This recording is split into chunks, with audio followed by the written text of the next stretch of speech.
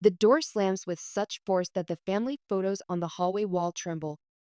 One of them, the Christmas portrait taken just 3 months ago, crashes to the floor, glass shattering across the worn carpet. Perfect metaphor, I think, staring at our smiling faces now fractured by jagged lines. Michelle, please. My mother's voice cracks with desperation. We can explain. I turn slowly, feeling oddly calm despite the storm raging inside me. Explain what, Mom? How you've been calling me your personal ATM behind my back. How you've been laughing about how eager I am to help. Dad's face is flushed red, not with shame, but anger. After everything we've done for you. Done for me? The laugh that escapes me sounds foreign to my own ears. I've been sending you $1,500 every month. I've paid for Jessica's trips, for the kids' school supplies, for the house repairs. And all this time, you've been. My voice finally breaks. How did I get here? How did I become the fool who mistook exploitation for reconciliation? Flashback. 8 years ago, I was 18, clutching my college acceptance letter like it was made of gold. The partial scholarship for investment management was everything I'd worked for. My ticket out, my future. We can't pay for your college, Michelle, Mom said without looking up from her magazine. I remember how casually she dismissed my dreams, as if commenting on the weather. Your sister's getting married soon, and we need all our savings for her wedding. I stood there, stunned. But what about Grandma's money? She left it specifically for my education. You promised her. Dad shifted uncomfortably in his chair, eyes fixed on the baseball game. Things change, honey. Jessica's wedding is more important right now. More important. Those two words summarize my entire childhood. Jessica's dance recitals were more important than my math competitions. Jessica's prom dress was more important than my broken laptop. Jessica's wedding was more important than my education. That night, I packed my bags and left for Aunt Sarah's house. She opened her door and her heart without hesitation. At Aunt Sarah's, the college years, you know, Aunt Sarah said one evening as we sat on her porch, the cicadas creating a symphony in the summer heat.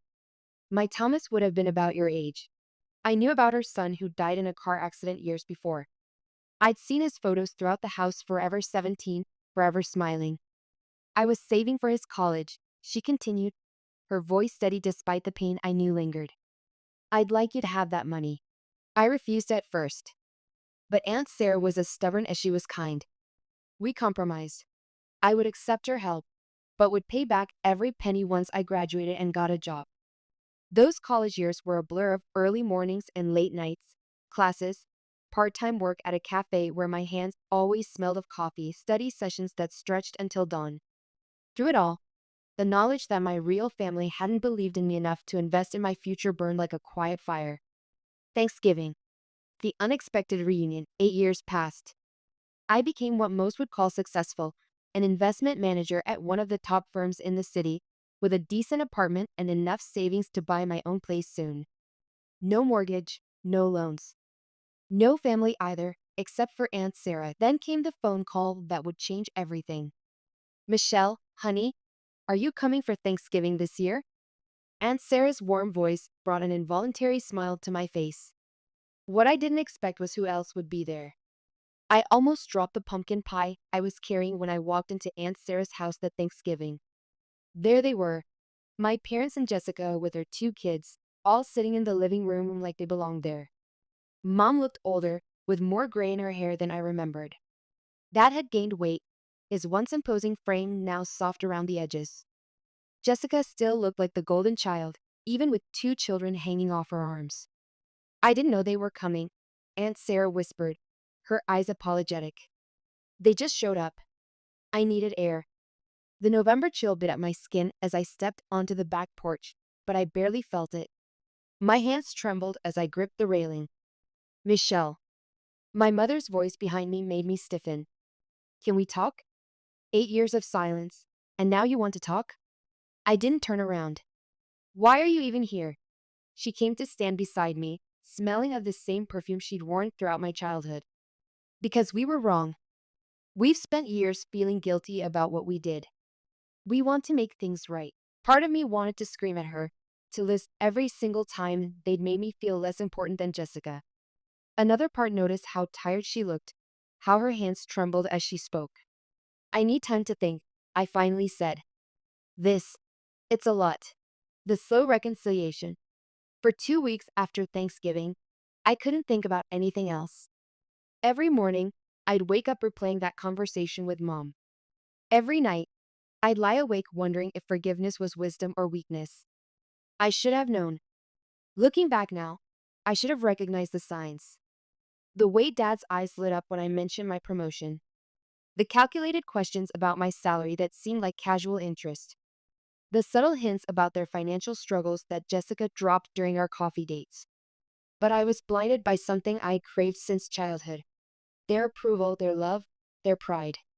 For the first time in my life, they were looking at me like I mattered. Family dinner. The beginning of financial support.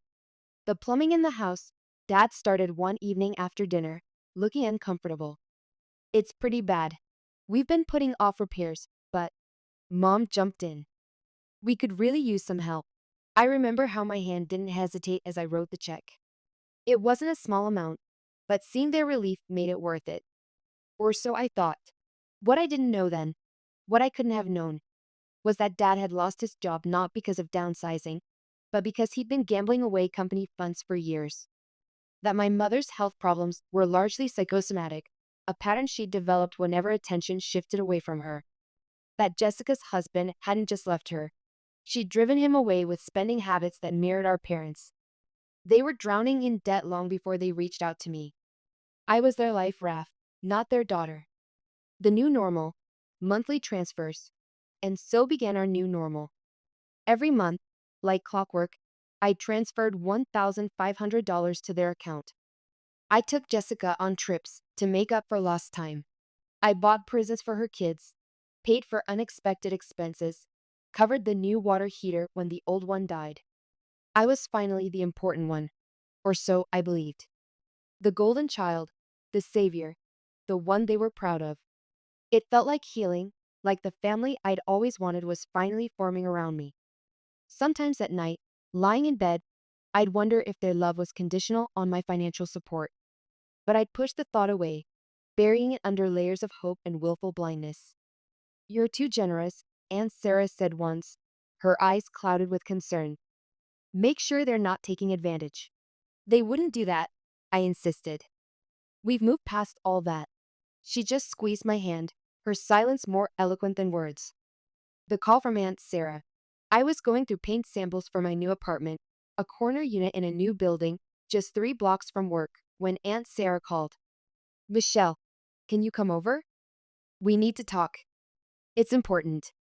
I found her pacing in her kitchen, looking more agitated than I'd ever seen her. "I heard something today," she began, her hands wrapped around a cold cup of coffee. "Linda and Karen were at book club." Linda and Karen, old family friends who'd known us since I was a kid. "They were talking about running into your parents and Jessica at the grocery store last week. Apparently, your family's been talking about you to a lot of people."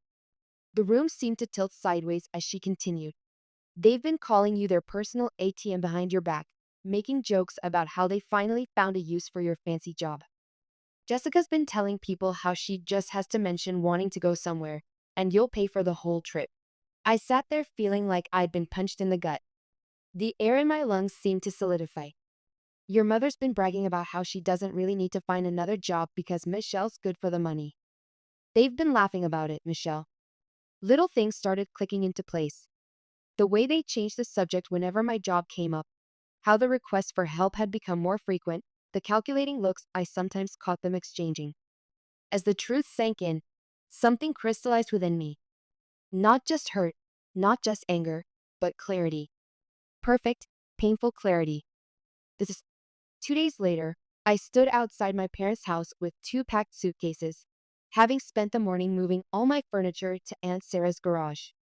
I'd rehearsed this, planned every detail. Mom opened the door, surprise written all over her face. "Michelle? What are you doing here? What's with the suitcases?" Dad and Jessica appeared behind her, equally confused. I let my lower lip tremble, blinking rapidly as if holding back tears. I got fired, I choked out. There were budget cuts, and they found some mistakes in my work. They're making me pay back bonuses. I can't afford my apartment anymore. I was hoping maybe I could stay here, just for a few months, until I get back on my feet. The silence lasted exactly 3 seconds before Mom's concerned expression transformed into something ugly and unfamiliar. Does this mean you won't be sending us the monthly money anymore? She demanded, all pretense of sympathy gone from her voice. My heart cracked a little, even though I'd been expecting this. No, Mom. I won't have any extra money for a while. Jessica stepped forward, her face flushed with anger. What about our Europe trip next month, the one you promised to take me on? I simply shook my head, looking at the floor. That's when all hell broke loose. You stupid, irresponsible girl. Mom screeched, making me flinch. How could you let this happen? What kind of investment manager gets fired? Dad joined in, his face red with rage. We should have known you'd screw this up, just like you screwed up everything else. You can't stay here, Jessica spat, grabbing my suitcases. There's no room, and I'm not sharing my space with a failure. I watched in stunned silence as my sister dragged my luggage to the front porch and dumped them outside like trash. These were the same people who'd hugged me at Christmas, who'd cried grateful tears when I helped them, who'd claimed to be so sorry for the past. We don't need you here without your money, Mom sneered. You'll never get another decent job after being fired like this. We're not supporting a deadbeat. Something inside me that had been hanging by a thread finally snapped clean. Without a word, I turned and walked to my suitcases. Behind me, their voices rose in a chorus of insults. Leech, ungrateful brat. Don't come crawling back. The neighbors were peeking through their windows now, but I couldn't bring myself to care. The aftermath. Back at Aunt Sarah's. 20 minutes later, I was back at Aunt Sarah's house. She took one look at my face and opened her arms. I fell into them, finally letting the tears come. They showed their true colors, didn't they? She whispered, stroking my hair. I managed a weak smile, then pulled out my phone. First, I opened my banking app and canceled the monthly transfer to Mom's account. Then I pulled up the travel website where I'd booked Jessica's dream European vacation. 2 clicks, and both the hotel reservation and flight tickets were canceled. The 2 weeks I spent at Aunt Sarah's felt like a cocoon, a safe space to process everything that had happened. During that time, my realtor called with exciting news. Remember that corner unit you loved? The sellers accepted your offer. New beginnings. I stood in my new apartment, keys in hand, sunlight streaming through floor to ceiling windows.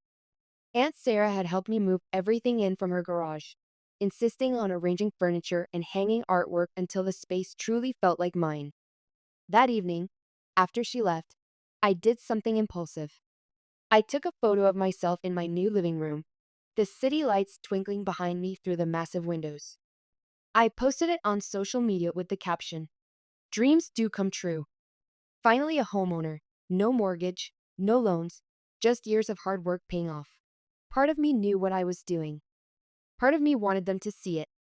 Sure enough, my phone rang less than 2 hours later. Mom's number flashed on the screen. I took a deep breath and answered. What is this photo about? She demanded. What apartment? I thought you were fired. I settled into my new armchair, feeling surprisingly calm. Actually, Mom, I wasn't fired. I'm still employed, still successful, and now I'm a homeowner too. I just needed to test something. Test something? Her voice rose an octave. I could hear Dad and Jessica in the background. Yes. I wanted to see if you actually cared about me or just my money. I guess I got my answer when you threw my suitcases out on the porch and called me a leech. There was a moment of stunned silence, then chaos erupted on the other end of the line. Dad was cursing, Jessica was screeching something about deception, and Mom's voice turned sickeningly sweet. Sweetheart, we were just shocked and worried about you. Of course we care about you. We can move past this little joke of yours. Everything can go back to normal. I actually laughed out loud. Normal? You mean where I pay for everything while you mock me behind my back? Don't worry, I won't be a leech anymore. You can pay your own bills. Oh, and Jessica? I canceled your tickets to Europe. I think I'll go by myself instead. Goodbye. I hung up and immediately blocked their numbers. Then I blocked them on all social media. It felt like setting down a heavy weight I'd been carrying for too long. They tried calling from different numbers. They sent emails. They even showed up at my office building a few days later, but I'd already warned security. The sight of them being turned away by the guards should have hurt, but all I felt was relief. Epilogue. 6 months later, that weekend, Aunt Sarah came over for dinner in my new home. I'd cooked her favorite lasagna, and we sat on my balcony watching the sunset, a gentle breeze carrying the scent of the potted herbs I'd planted. Are you okay? She asked, refilling our wine glasses. I looked around at my home, the space I'd created for myself, filled with books and art and peace. I thought about the promotion I'd received last month, the trip to Italy I was planning for fall, the cooking class I'd joined where I was making new friends. I have everything I need right here, I said, raising my glass. A home of my own, a job I love, and the only family member who ever truly mattered.